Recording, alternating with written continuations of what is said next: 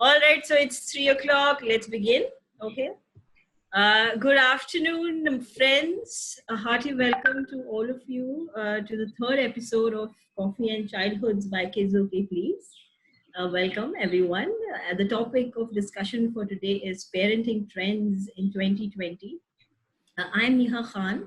I'm part of Poets and Nights, and I also look after the digital marketing and content creation duties at Kids Okay Please. For our audience who has joined us for the first time today, I would like to say that Coffee and Childhood is a platform where we invite mothers, fathers, specialists who work closely with children on a daily basis, and professionals from all walks of life to share their experiences and insights on raising children the best way possible. Now, this initiative is started by Kids Okay Please, and Kids Okay Please is an evolving privilege ecosystem that brings all childhood-worthy experiences, deals, venues on human fingertips through the intuitive use of technology. And it is being developed keeping in mind the dire need of parents to have a unified platform where children's entertainment, lifestyle, and luxury offerings are made easily available through our mobile app, which we are planning to launch in October 2020. And currently, we are engaging with children, with parents, with various talents and brands on social media, on our social media pages. So I would like to invite one and all whoever have joined us today and who will be watching us later to come and join us on our Instagram and Facebook pages and join the Kids Okay Please community. Okay, so let's begin our discussion. Allow me to introduce the panelists for the day. We have Jeetu Khubchandani, director at Tacto. Hi, Jeetu. Hi. Jeetu's entrepreneurial streak led him to start his own technology firm called AavidCode, wherein they successfully designed and built web solutions for their clients. Jeetu and his wife Sapna are parents to a wonderful 2.5-year-old son, right? Yes. And, currently, Jeetu has taken an educational sabbatical and is pursuing a program from IIM Ahmedabad. Wow, that's wonderful, Jeetu. Thank you. Yeah. Welcome to the show. We have a second panelist, Batali Jain, who's a solicitor. She's a resident of South Mumbai. Her educational background includes Master of Laws in Corporations Law from New York University School of Law, Bachelor of Laws, and a Bachelor of Legal Science. That's a lot of degrees for me to read, Mitali. And at present, she is a full-time parent to her two lovely children. She has a son who's 7 years old and daughter who's 5 years old. Right, Mitali?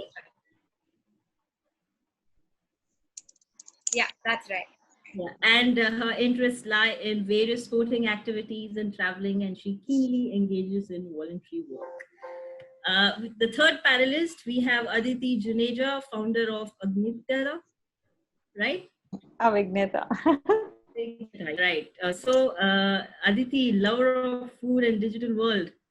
Digital world to Aditi is a space where the traveler in her finds solace. In the digital world, she feels there are no glass walls. Rather, this domain executes freedom of expression. It intrigues her how this expression can create or break the way the world looks at you. When Aditi is not sharing designing tips with her team or isn't attending client calls, you will be surprised to find her in the kitchen cooking the most exotic dishes. She also blogs at Social Foodie, and she wears multiple hats.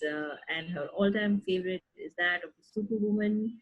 And she is a mother of two gorgeous girls who are 3 years old and 6 years old. Welcome, all of you. Welcome, Mitali, Aditi, and Jeetu on the episode of Coffee and Childhoods. Happy to have you join us today. So the topic for today is parenting trends in 2020. Now we are already in the middle of the year, but we see a lot of changes that are being adapted by parents because of the current global situation. So we would like to brush up a few topics that are changing, not only because of the current situation, but also because how things are changing in the children's space with every passing day, right? So I would like to start with Jeetu. Yeah. Yeah. So to start with, Jeetu, how has parenthood changed you, and in what ways? That's a very tough question. But I think there was one of my colleagues from my previous company mentioned that, when he heard that I had got a newborn baby, he was like, this is the biggest promotion of your life. And at that point, I was like, hey, this is, cute way of saying it, but it actually is, right? I mean, of course, work is important, money is important, everything is all equally important, right? But raising a child, raising a life can have so much impact, right?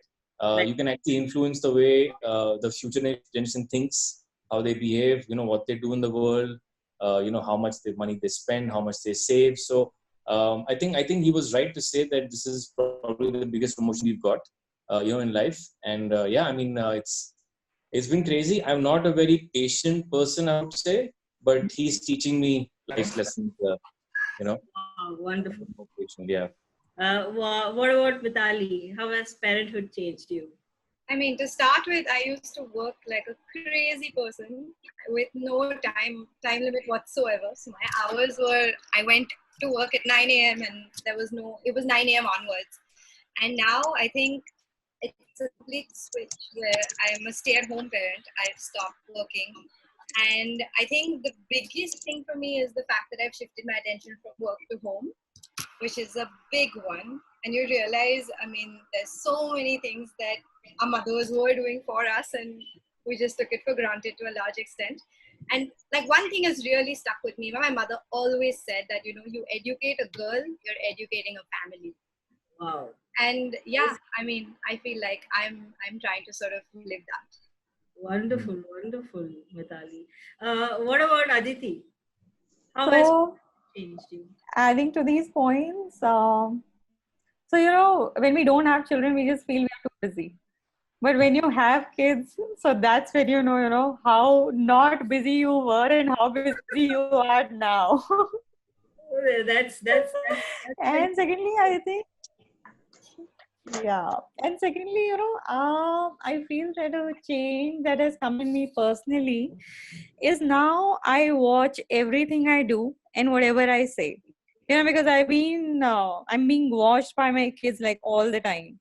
And actions speak louder than words. So immaterial, whatever I teach them, whatever I tell them, they're just going to do whatever I do. So I think now it's every day is very conscious living, I would say. Right.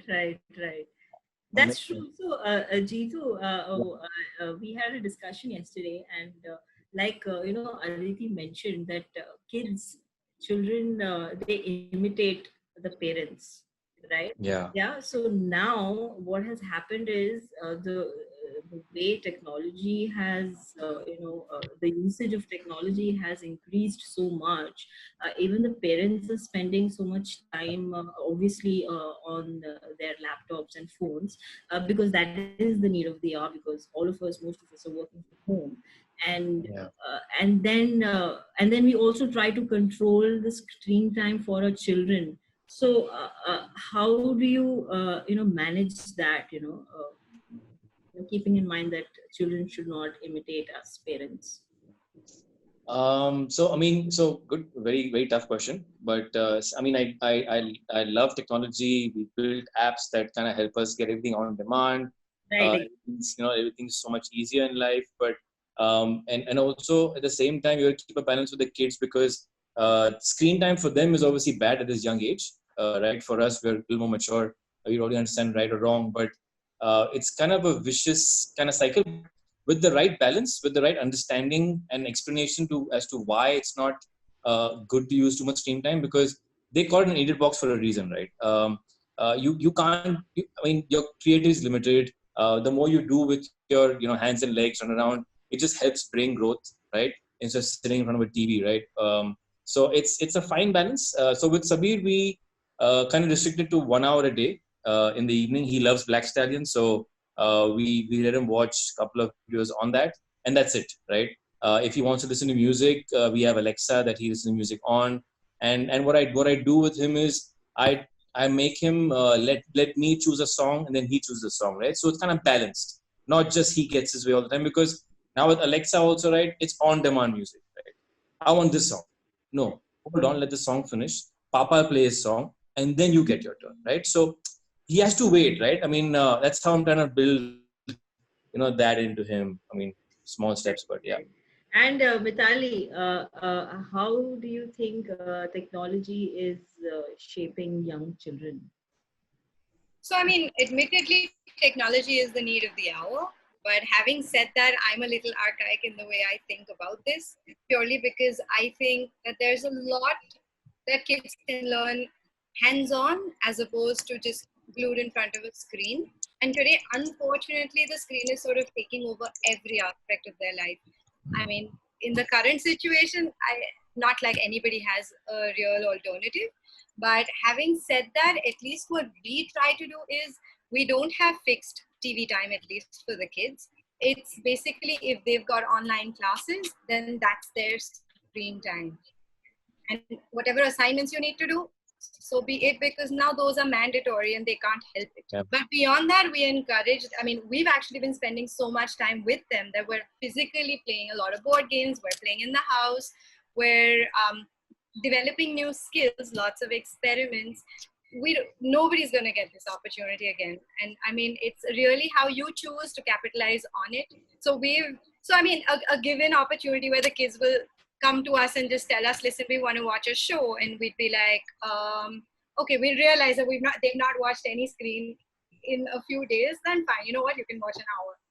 But there's no fixed time, because then I feel like for the kids, then it's taken for granted that, 1 hour you have to give it to me.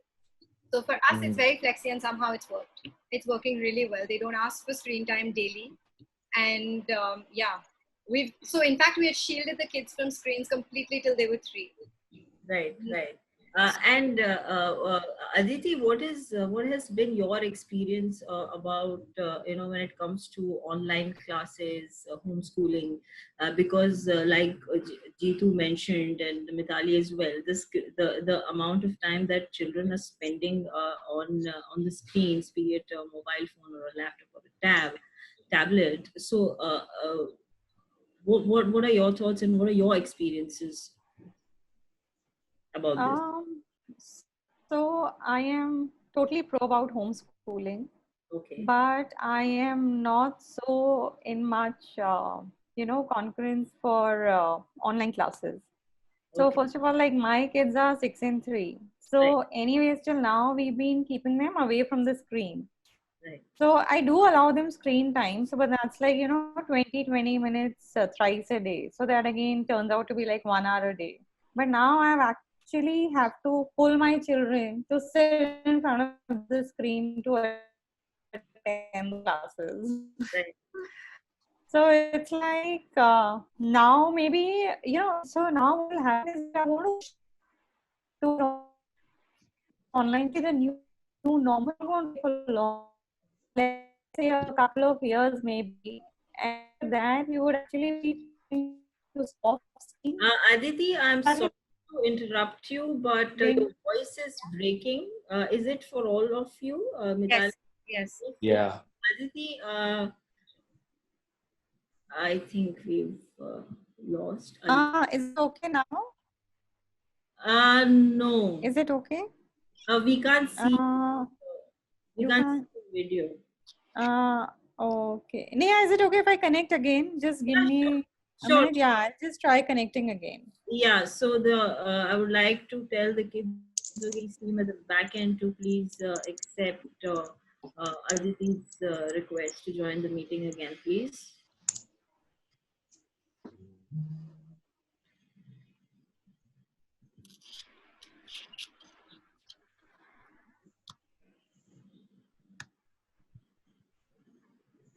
these are the challenges of technology.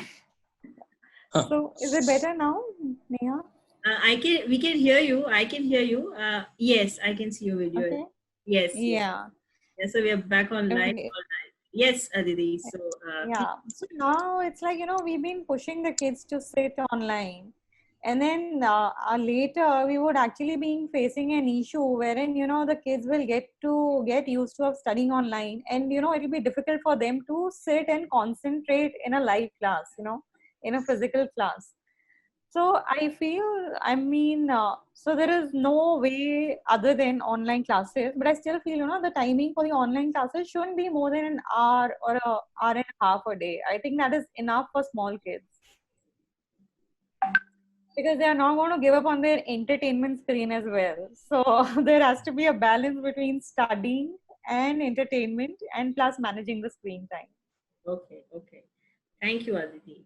Jeetu, what do you think? Yeah. What are your thoughts? And so, like you shared about the screen time that you allow your son that he should be exposed to. But what do you think of the future of online classes and homeschooling?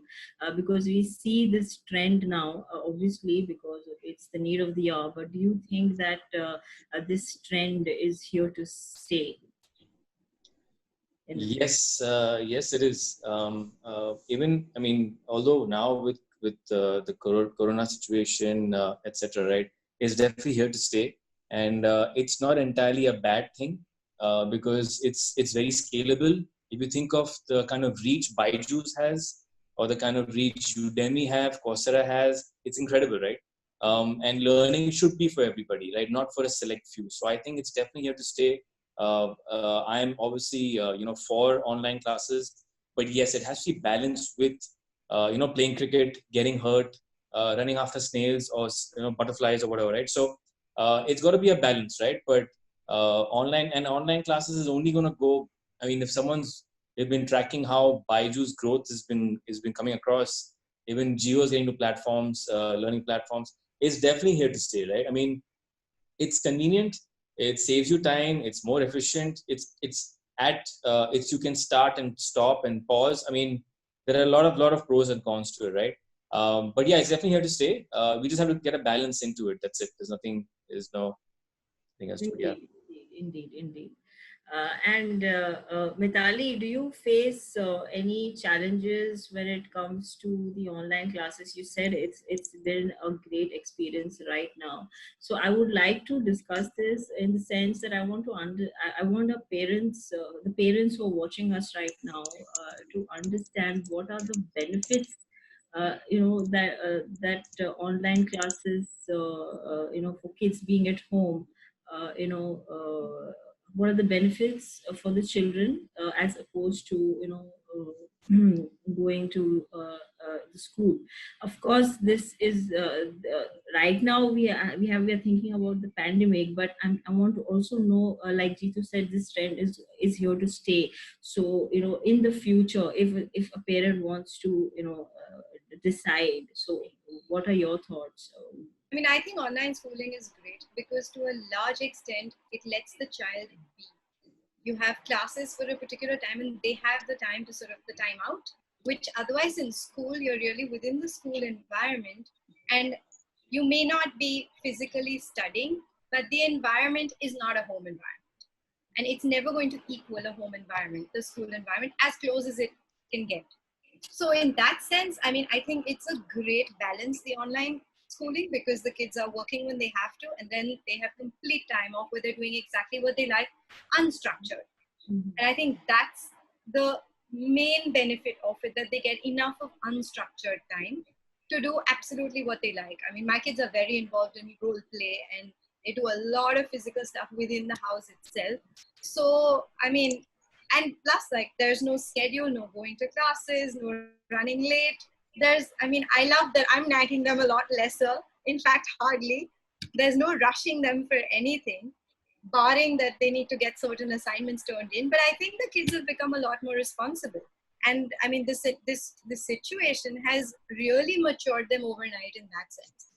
So, I mean, the benefits are a lot. But having said that, I mean, it cannot take the place of being physically present in school. I mean, being in front of a teacher has its own benefits. Here, I think a lot of, so the flip side to it to a large extent is when you have online classes and the kids have queries, it's very difficult for a teacher to address them constantly. Kids get frustrated, the teacher gets frustrated, too many children talking at one time. Then by the time it's your turn, you've either just lost interest or somebody else has already answered the query for you. So there's a lot of those kind of glitches which come up when you have online classes. Right. But by and large, I mean, I think the older they grow, the easier it is for them to handle the online classes. The younger ones, I think it's still a bit tricky because to hold their attention is hard. Okay. So yeah, I mean, there's It has a lot of pros and cons. It has pros and cons, exactly. Absolutely. Thank you, Mithali. Moving on to Aditi. So, speaking of technology, we cannot ignore social media, right? And especially since you also blog and you yourself blog at Social Foodie, and you are a food blogger and you're in the influence marketing industry. So what we have, the latest trend that's going on is, since the past, I think 1 year or so, is that toddlers now have social media accounts, Yes. especially on Instagram. What are your thoughts on that? So there's a research which says the toys that your kids ask for, 73% for the children, it is influenced by these videos. Okay, so there are these kids who play with a toy and then they just make it look so fancy, and then every child wants to have that toys. Right. So I feel this is really coming up. But if I have to talk about my own children, honestly, if you think about the likes on Instagram or the shares on Facebook, the children don't care, and I really think that they should not care. Right. So I think if you can keep your children away from social media, I think it's very good, because eventually, they will get there. So I just feel how it works is we first push them to be digital. Then after 20 years, we will be enrolling them for a course which teaches digital de-addiction. So I really feel we should not, we should not get to that extreme. So, so till the time they're not there, just let them not be there. And organically, naturally, whenever they want to get there, I think it's their choice. Right.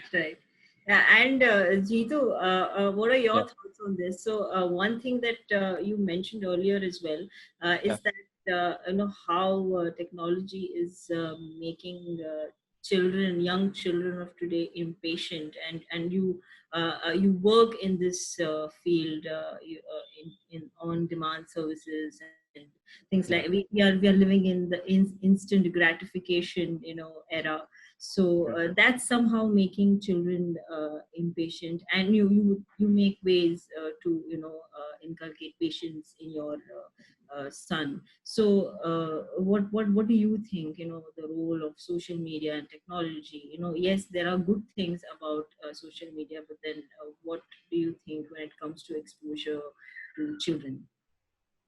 So social media is for the most part bad.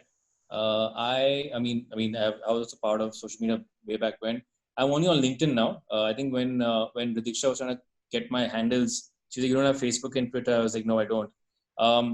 Because so basically, I don't know if you guys read closely, right? So these likes and these shares and these whatever hugs and hearts, these are all dopamine hits, which kind of just, and the more we get, the more we crave.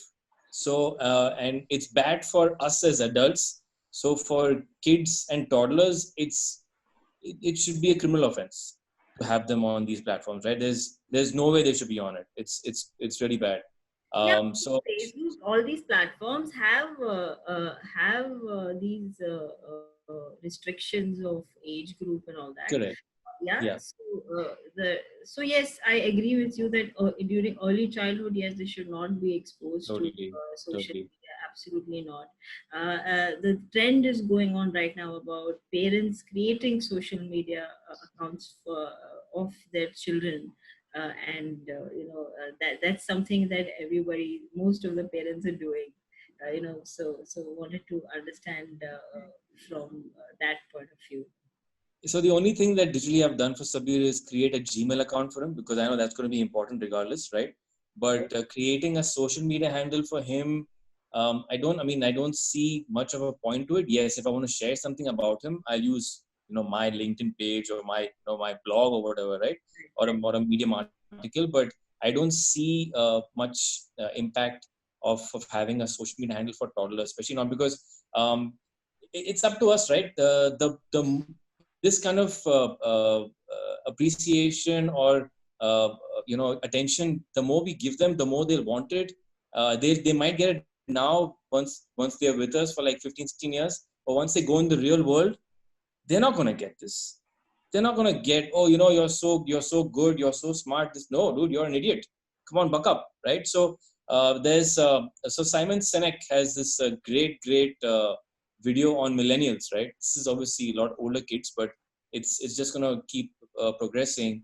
So a lot of what we see in the world is largely due to parenting, right? If we are too overprotective, or we shower them too much attention, put them on social media, they say, oh wow, likes.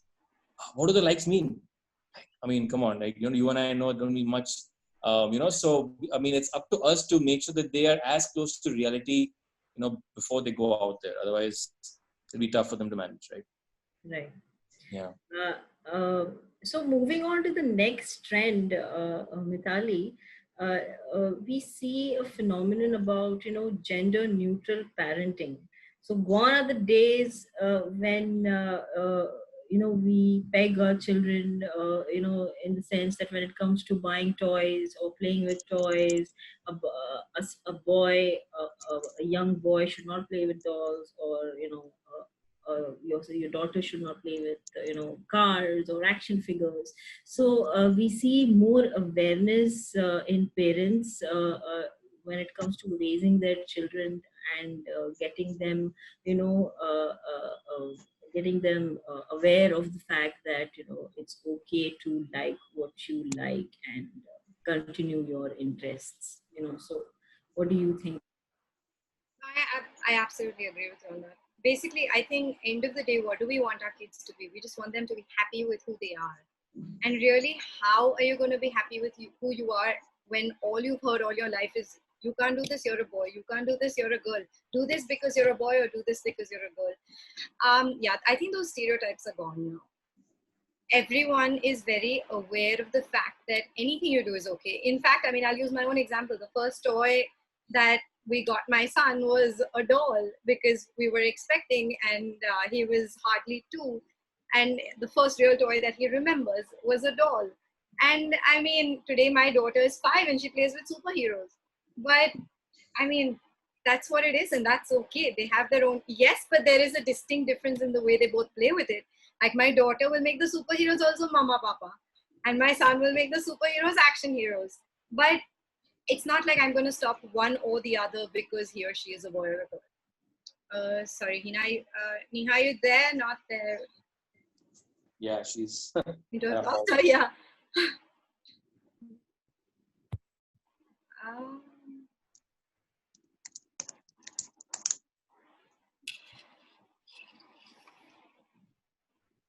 Aditi is there, yeah. Yeah. Ridiksha, can you check if Neha is? Let's take over. She's just stuck. Okay, next one. Should I take over? Yeah. I think Ridiksha is there. They both.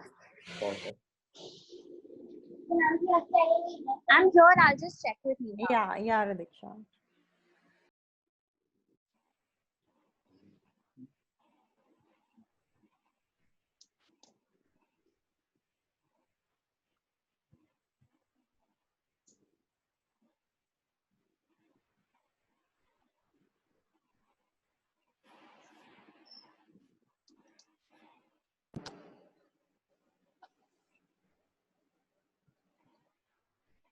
I guess we can talk about it. Aditi, you have 2 daughters, right? Yeah. So, I mean, do you have an issue about this? I mean, I have a son and a daughter, so in that sense, I have both kinds of toys. Yeah. And I'm both playing with both, so it's in that sense gender neutral. But do you face this as well? Do you? So since I have both the girls, so the toys are mostly common, and all the gifts that I get are also all in pink. Yeah, but I still feel, for basically gender neutral. I mean, all of us. I mean, the domestic chores are divided between the husband and the wife. Correct. So the children no more see, that True. now a car, the mother also drives, the father also Exactly. drives. So it's no more the father's job. And But like similar, in our case, actually, for the longest time, I've been a stay-at-home mom, so the kids have really seen my husband go to work and I've been at home. But like Okay. of late, given the situation that we've all been at home, there's a lot that my husband has been doing, which he didn't used to do earlier. And Yeah, I think it's really sort of resonating somewhere that, it's okay for everyone to do everything. exactly. So even I mean, we tell them stories about inspiring women. We tell them stories about non-violent men. Right. So yeah, so for them, it's just a matter of fact. It doesn't matter if it's a woman or a man. So I think I guess that somewhere you have to learn to coexist, right? yeah.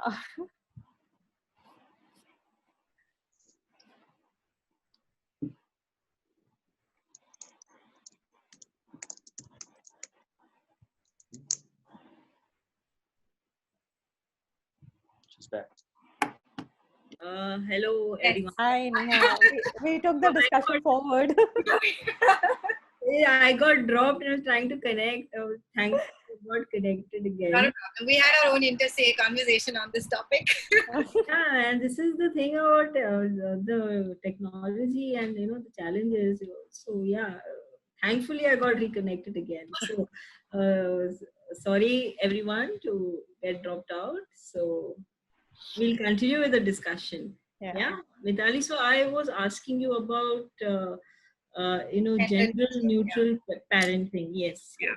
yes. It's totally in. I think that's what everybody is doing consciously or subconsciously. I think it has a lot to do also with the fact that our generation also has the benefit of being educated, highly educated in that sense. So there's a lot more that you've been exposed to as compared to the prior generations. And because of that, we have the faculty to be able to decide what works, what doesn't work. And given the changing times, you have no choice but to adapt. And I think this is a great adaptation in that sense, that there is no difference per se between a boy and a girl. And yeah, I mean, we're quite conscious of it. I mean, if my daughter goes, puts the plates in the kitchen, my son does the same too. Wonderful, wonderful. What about Aditi? So even I am totally in for this. So basically now, like the domestic chores, and especially when all of us are at home. So now both the parents are working equally. So like all the domestic work is being done by the father also, by the mother also, and then like driving a car also. So a mother also drives, a father also drives. So it's no more a man's job. So I Right. feel so somewhere we are also trying to tell our children, because there's nothing that a boy should do, that a girl should do. Like everything is to be done by everyone. And going ahead, I mean, luckily today we have house help. Okay, but going ahead, this will be also like a scarce resource. So I think even the men need to learn how to cook. I mean, if they have to survive, they need to learn everything. Right. So, Jeetu, Yeah. so would you like to add to what Aditi said? Yeah, Nani, totally in line with both of them. Right now, there's no mom's perspective or dad's perspective. It's a parent's perspective, right? So I think father and mother are pretty much playing relay during the day or during the week, with their child. So the father might pick up the child might pick up cricket from the mother, and the father might pick up painting from the father. It doesn't really matter, as long as you're engaging with your kid and making sure your kid grows in a healthy way, right? And there's no right or wrong, like only I can do this or I can do that. So that's great, and I think that's going to help our children also develop faster, because they'll just feel a lot more secure, a lot more equality, and that's what the world also needs in a lot of sense, right? Still, like we still have some way to go. Although we have come a long way, but yeah, I mean, as of right now, so my wife's working full time, and I'm a house husband. So like I'm more with Sabir. I mean, I don't know how to cook, so I let that be. But yeah, I mean, wherever I can help, I'm pretty much helping out. That's really wonderful. It's wonderful to hear that. So we see a lot of changes. We also spoke about how the role of fathers have evolved in the last few years. In a couple of we did a session earlier about this Yeah. same coffee in childhoods, where we had all the fathers, and we spoke in detail about the role of fathers that has evolved. The next question I would like to ask to Mithali is, now parents are getting more and more conscious about the environment, and right from buying products for the children to any other products for that matter, they really think the environment. We've lost her.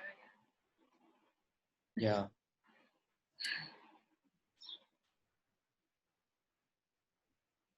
Yeah, she's gone again.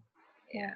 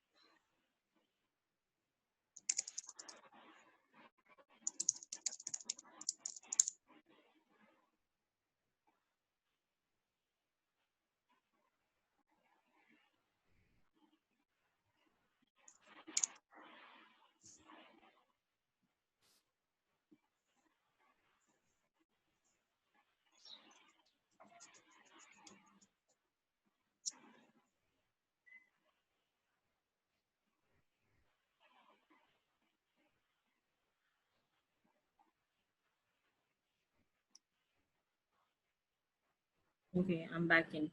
Finally. Sorry, guys. Hi. So sorry about this. But there are some things that we can't control, unfortunately. So let's resume the question. Just 1 second.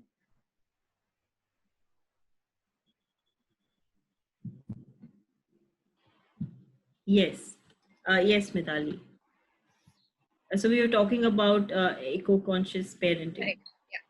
So, I mean, to be honest, I'm not one of those where I'll go for something environmental and spend crazy amounts of money under the garb of being eco-friendly. But yes, when it comes to the basics, at least at home, we try and at least make sure that the kids are aware that something as simple as wasting water, you don't do it because one, it's a natural resource that's going to be scarce, and there are people who don't have water and we're just wasting what we have. So to the extent of wastage, yes, we stress on it a lot when it comes to a lot of the resources. But when it comes to products, I'm particularly not fussed about going out there and specifically looking for environment friendly products. But yes, I mean, if I think something is harmful or if something is, I mean, I won't go and buy leather bags. Yes, I don't do that myself either. But I'm not a maniac about it, to be very honest. I think it's important that the kids be aware that there are natural resources and there are resources which can be scarce, and there is abundance right now. They can go out of stock soon, so you be aware of it. But yeah, I mean, I'm not an activist. Okay. No problem, Mithali. Thank you for answering that question. Aditi, I would like to know that on this topic itself regarding eco-conscious parenting. Do you teach your children about being environmental friendly? Do you do any activities with them, like be it recycling or any DIYs, any activities like these, so that our parents who are watching us could also get an idea. So activities, I don't think I have really any activities to mention, but I try and keep my kids as close to the nature as possible. So, I mean, right now, not in this scenario, but I love my kids to be outdoors. And Right. something as simple as, when these small kids, they go out with the maids, they ask for this flower and that flower, and the maids very conveniently just pluck it and give it to the children. So that is something, which I very strictly told my children. And also, whatever, whoever is there with me to help me out, that you cannot pluck flowers or leaves and give it to the children. So, and Right. about being environmental friendly, I mean, I agree with Mitali. I mean, I would, never spend that kind of a money on my children, wherein I'm buying organic, food. I mean, something that cost me 10 rupees would cost me 100 rupees. So I would not do that. But I Right. still feel like overall parents have become very conscious. Like, from, if you look at clothing, if you look at food, so everything is, turning to organic. Plus, there was this very interesting, advertisement. Now I do not remember the brand at all. But there was this video wherein they call a set of parents and they say, you pick up the colors and then you draw something. And then they also tell the parents that there will be another group of people, who would be coming after you and who will be making the drawings. So now the parents, they pick up all the greens and the reds and the yellows and they make very nice pictures. And now when they see the pictures of the children, it's all brown and black. So I think, that was a very simple message, but very beautifully put across. So I mean, Wow. natural resources are scarce, and this is something that we are going to pass on to our children. So I think, we need to be very conscious, and also we need to make our children very conscious that eventually, this is what you have for the rest of your life. So you must conserve it. Something very simple. I'll tell you what. I mean, this example I see with most of the children when they're brushing their teeth. They will never switch off the tap. While Right. brushing the tap is like perpetually it's on, no matter how many times you tell them. So I think, these are little things which I think parents should imbibe in children, and they should, consciously, I mean, look at it every day. I mean, they should go and just shut that tap themselves. You will do it for 3 days, 5 days, 10 days, and after that, children will pick up and they will know that they have to switch it off. Right. Right. Okay. Jeetu, do you do you ask Sabir to follow any particular tasks Hmm. What does he listen to? that No, but so basically, so good point about saving, right? We obviously, whenever we come back from playing downstairs, he has to wash his hands, right? So we go to the bathroom, he washes his hands, and now he's picked up to put off the tap when he's scrubbing his hands, right? So that's great. I mean, I thought I tried once, twice, but now he's picked up. And certain things. There's one nice book we have. It's called Crab Cake. Funny name, but it kind of explains of how humans we are dirtying the ocean by dumping our kachra in their home, and that book is great and he loves that book, right? And I keep drilling that thing into him, say, hey, we can't throw things in the water. it's it's the fish's home, right? So I mean, and that storybook is a great way to get points across. So yeah, I mean, but in a small way, we're trying to get them to, take care of Mother Nature. He likes to pluck leaves. So we're trying to tell him, hey, listen, it's going to hurt him, hurt the plant, right? So it's a fine balance. He's still young, I guess, but yeah, we're on it. So what was the name of the book again for the audience? It's basically, it's called Crab Cake. It's just a random name. I can share with you the details, but very, very nicely put book, very simple book. He loves it, right? And the clip arts are great, and it shows that humans are putting garbage in the water, and then all the fish, the lobster, and the sharks, they are carrying all the all the kachra and keep it out on the port, saying, hey, listen, come and get your junk, right? It's a great way Right. of explaining, like, hey, we can't poison the ocean with our stuff because that's their home, right? Wonderful, So wonderful. yeah, that book is great. So Mitali, what about you? Any other activities you would like to share? around? Environment related, yeah, we've got both of the kids actually to pot their plants this time, and I think they're realizing that a lot of things, like, they go see it every hour of the day, literally, to see if there is any development, and they're beginning to realize that a lot of things need time, and things take their own time to grow. And these things you don't realize unless it's very easy for me to tell them, listen, just wait for 2 days, you'll see something. But here, there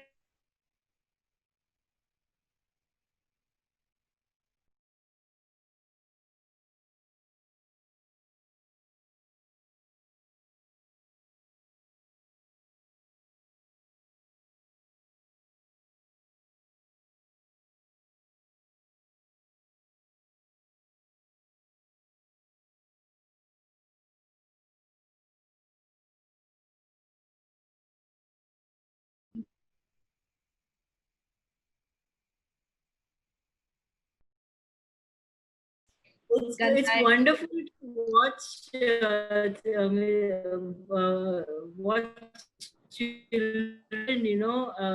interact, such innocent mind, and the way they get amused, even at the smallest of right? things. It's so beautiful to watch children. I mean, for them, it's just another living being. If only everything was so simple.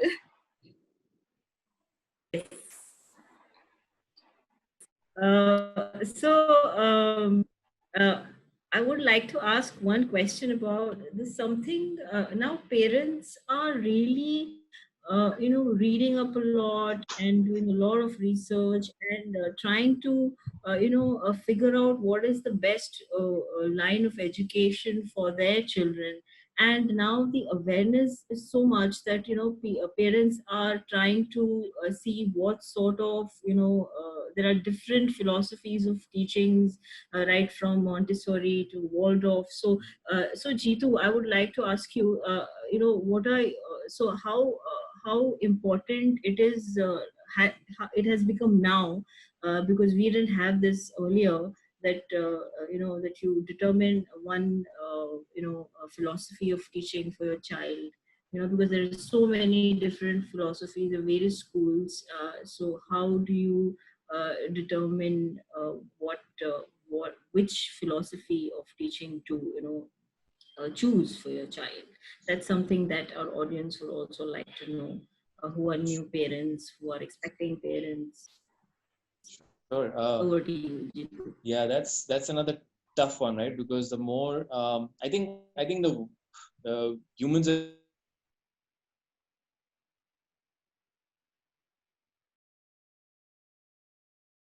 there's Playway, there's Waldorf, right? But I think, I mean, personally, what really resonates with me is more the Waldorf way.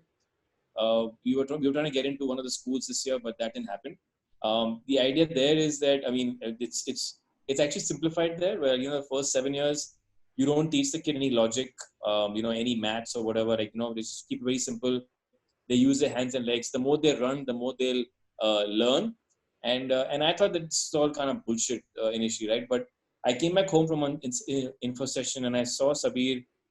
I just let him do whatever he was doing, right? He ran, he threw stuff, he just jumped around.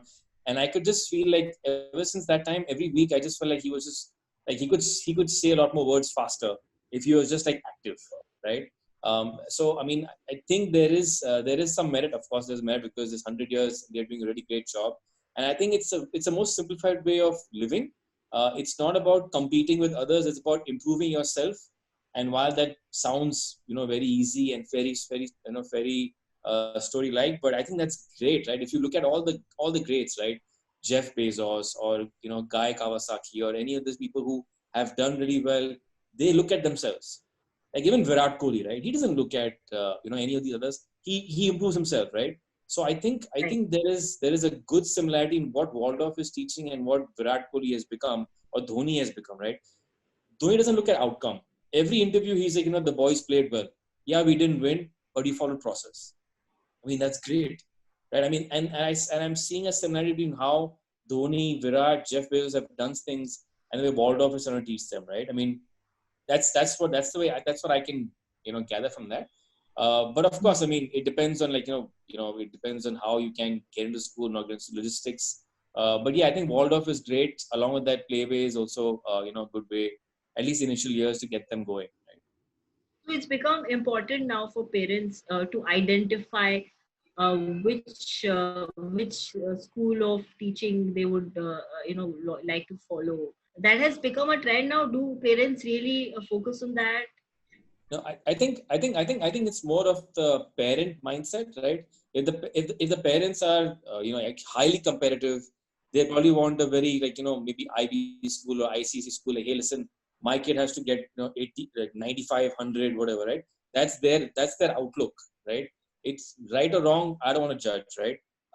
Like we grew up like that, right? We was all marks, marks, marks, ratto, ye, my maths mein kitna, ye kitna aaya. I mean, we do not okay, right? But is that the right way to guide a child? And for me today, I don't think so. I think they should get more time to explore what they want to do. It might sound a little more only available for people who are maybe of a middle class, maybe below that. They have to like study, they have to go to school, what's around them, right? So it can't cut across the entire spectrum. But whoever can get access to it, I think it's a good option, right? Right, right. Thank you, Jeetu, for answering that question. Mitali, I would like to ask you regarding this itself. Hello? Yeah. Yeah. So I wanted to understand what are your thoughts on this? Sure. So, I mean, to be frank, like Jeetu mentioned, we all come from a background of marks and rattoing and ICSC. And I think that was one thing as parents, my husband and I both were very clear we didn't want for our kids. Because I think we've just realized that there's way more to life than that. And it really doesn't matter how well you score, how much you score, it's really the kind of person that you've turned into. And which is why, to be very frank, we found the balance in IB. So both our kids are in an IB school.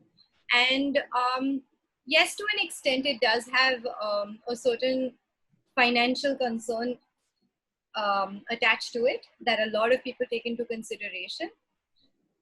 But it's not like there aren't schools which are relatively budgeted and yet offering what you want.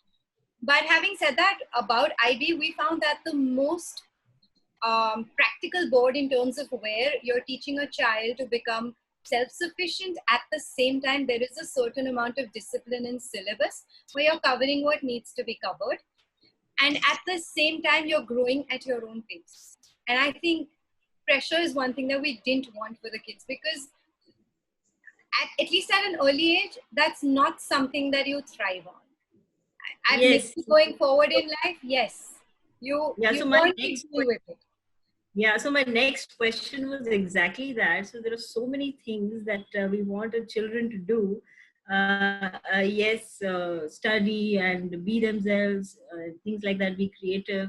At the same time, I feel, and also research shows that today's young generation has become more stressful as compared to in the past. So, Aditi, I would like to direct this question to you about how in today's times with so many expectations, children have become, they become stressed. It becomes very stressful for them. So how to find that balance, and what advice would you like to give parents from your own experiences about this? So I think parents should let the kids be as they are. So there are counselors who tell you that you should be giving 4 hours of free time to your child in a day. Now I am saying, why do you have to give that 4 hours of free time? I mean, that's the child's right. Just let him be free. You should tell him that 4 hours of a study time and rest of it is your free time. So I think, we should really start looking at it how our parents have brought us up. Like in my school, my primary years, I studied in Dehradun. So my teachers were very clear that the parents are not supposed to teach the children at home. But now, it's just the other way around. Like your child is performing, not performing. It's so the school teachers, they just blame it on the parent. Like, why? It's clearly a child's responsibility to study, and the child should feel that it's a child's responsibility. But nowadays, we've actually taken that responsibility away from children. Today I have to pull my children to sit in front of a class. Why do I have to pull my child? The child should feel, it's my responsibility to sit and attend the class. So I think we really need to go back to our olden times and about these current philosophies. Honestly, none of them have proved, like still proven philosophies. All these, whether you look at Montessori or you look at, whichever board, they're all experimenting. It was just a state board and ICSE and CBSE. That is all that existed. Whatever has come up now, they are yet to prove themselves. So I think every parent, they should just trust their, gut feel how they want to bring up their child and just let the kids be, I would say. It's really nice to have different opinions from three different people here, having different backgrounds and the number of children and their ages. So I am happy to get these answers from you. Yes, there are a lot of things that are still that this subject is so vast, we can go on and on about it. So I would like to ask you some some light questions now for uh, just to know you better. So I'll start with Jeetu, and this is a question for all the three of you. Could you share the funniest incident that you had with your son? Sabir. I'm sure there are many, right, Yeah. Jeetu? Sure there are many. No, so there was one. It's when I was very young. Sapna, myself, and Sabir, we'd gone for in Sapna's birthday to Goa, and he's been loving cake since then, right? And he loves. He obviously loves doing things with his hands. So we're trying to cut the cake, and before we even cut the cake, we're trying to take a selfie, of course. And he had his hand inside the cake, right? And he was like squashing it, and the cake was just like plastered all over the bed, and we really couldn't cut it. So I think that memory kind of sticks out. And then every time now we cut cake, we just kind of keep him away from the cake until he shows. So, yeah, that's a funny story. Moving to Mitali. So, funny, there's ton. Off the top of my head, actually, something that happened very recently. We were, so since we're at home, we've been trying to find different ways of keeping ourselves entertained at home. And so my kids hadn't learned how to skip as yet. And I was trying to teach them how to skip. And I realized that I hadn't skipped in a very long time. So at one point I used to do 100 skips continuously. I was like telling the kids about how great I was at skipping and all of that. And here I am like trying to skip and I couldn't go beyond 2. And I was like, and these kids were just laughing their gut out the whole time. And finally it ended up that they ended up doing 5 in a row and I was still stuck at like 3. Now, of course, I'm back, but still, it was at that moment, it was a power moment for them. But yeah, we were all in splits after all of that. Wow. It's fun to raise children, honestly. Yes, There's so many stories to tell. Moving on to Aditi, please share the funniest incident. So again, there are plenty, but the recent one was, so my elder one was attending a coding class. So my younger one was sitting with her and my husband was telling my younger one how to use a mouse. Now, all that she could gather out of that conversation was that her father called her a mouse. So now the entire conversation from learning, how to basically operate a mouse, it went like, why did you call me a mouse? Yeah, so it just went in a different direction and I think we had a hearty laugh over it the entire day. That is funny. It's such a joy to be around children. My last question to all the three of you before we move on to the Q&A from the audience. I would like to start with Jeetu. You've heard of Kids Okay Please now. What do you think of Kids Okay Please? No, I think it's great to have obviously a common platform for anything, right? For anything that's important, and especially now. I mean, when we were trying to find schools, we had issues. We didn't know where to look. Now we're trying to figure out what classes that we can have. Sabir, he loves playing cricket. I would have put him in cricket, cricket coaching or football coaching. We don't know where to look, right? So it's obviously great to have that. Like in a common place where you can get help. I think there are a couple of platforms already in place, but I don't know how well they're doing. It's obviously like I mean they have their peaks and they have their throws, right? So it's a great initiative. It's good to have this at our fingertips. And yeah, I'm looking forward to interacting more with kids. Okay, please. Thank you, Jeetu. Yeah. Yes, Batali.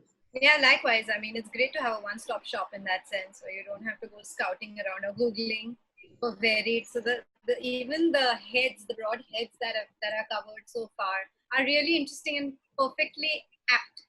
I mean, these are the kind of activities that you would look for to entertain your children. So yeah, I mean, I think it's a great thing for a parent, because otherwise you're either waiting for someone to refer something to you, or I mean, you'll just go and check it out. Here, I mean, someone suggesting it, a tried and tested platform, why not? Right. So right. it's a great initiative. Thank you. Yes, Aditi. So I love the experiences that have been curated on the website. I mean, I went through them, and it's like, every weekend we are looking for something new to do with the kids. So I think, all the experiences, I mean, each one, I feel it's like worth doing over every weekend. So I think that is something I really liked about the website and the whole concept. Thank you. So I would like to say that we have a lot of things planned in the near future.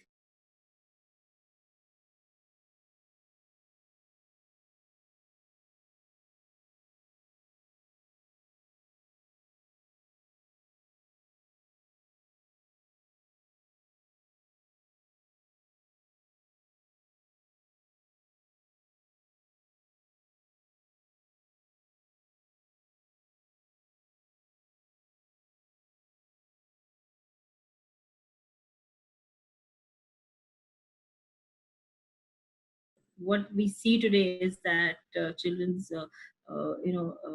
the very attention span is very low, and if you want to get them to do something, especially have their meals, usually we try to distract them by getting a video played on your phone, and then they eat. So how to deal with that, Jeetu?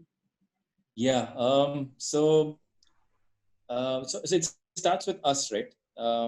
So I mean, if we can bring in some discipline and keep the phone far away when we are feeding them, that's step one, right? So the phone is not there, right? Hey, it's charging. I don't know, it's broken, right? We make up stuff all the time, and right. So that's one. And the second thing is what we do with Sabir is we read to him. We read to him. We sing to him. He loves this music singing class we'd gone to. He loves songs.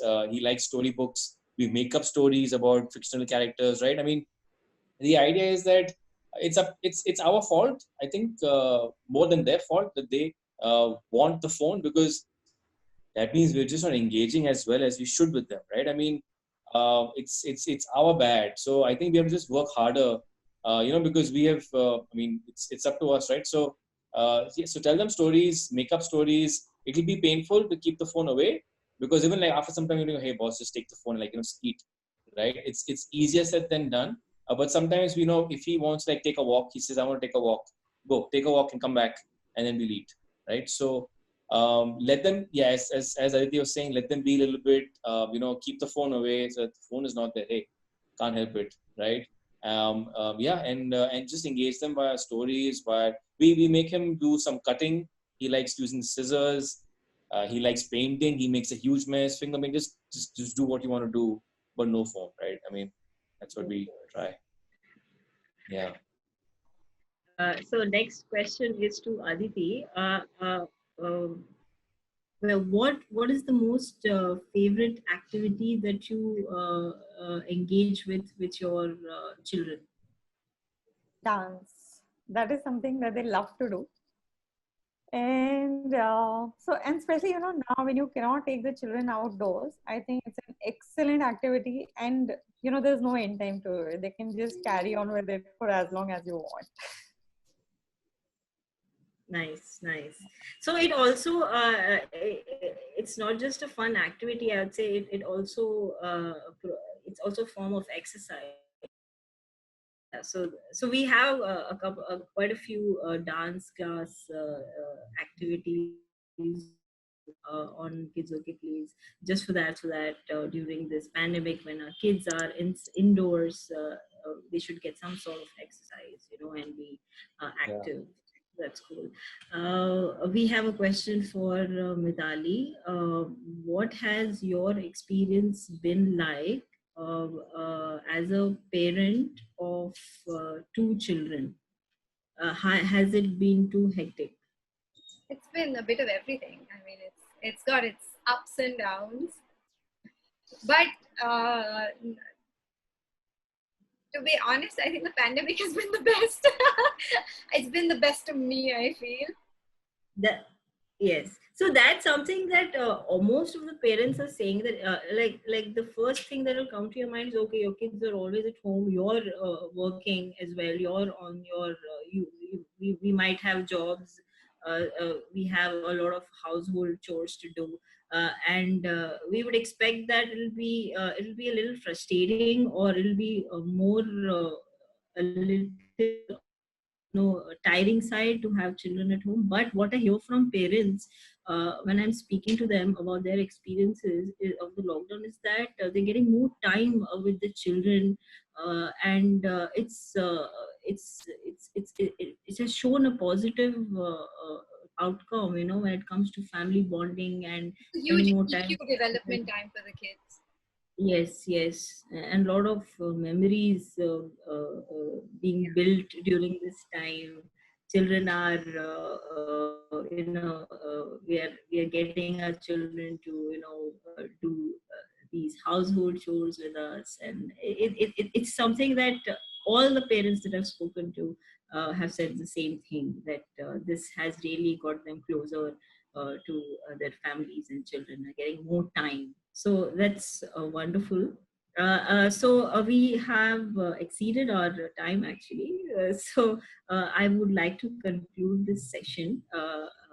And thank you, Mithali and Aditi and Jeetu, for joining us today. Our video will be live on YouTube soon, so the links will be shared with you. And it was wonderful to have you here.